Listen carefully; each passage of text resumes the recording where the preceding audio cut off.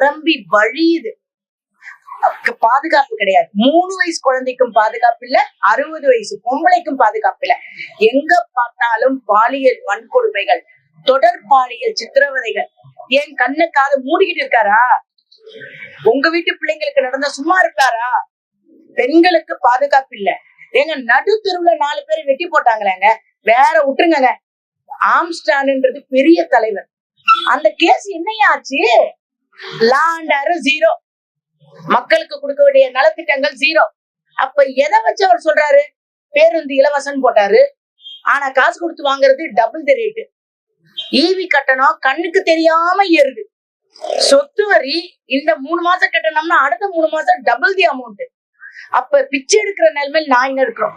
காய்கறியா rate, sticker ஒட்டும் அரசாங்கம். என்ன நல்ல திட்டம் வந்திருக்கோ ஸ்டிக்கர் அவங்க பேரை ஒட்டி மட்டும் வச்சுக்கிறாங்க. மீறி எந்த ஒரு இதுவும் இல்ல. ஒவ்வொரு பெண்களும் கண்ணீர் விடுறாங்க. அவரை பத்தி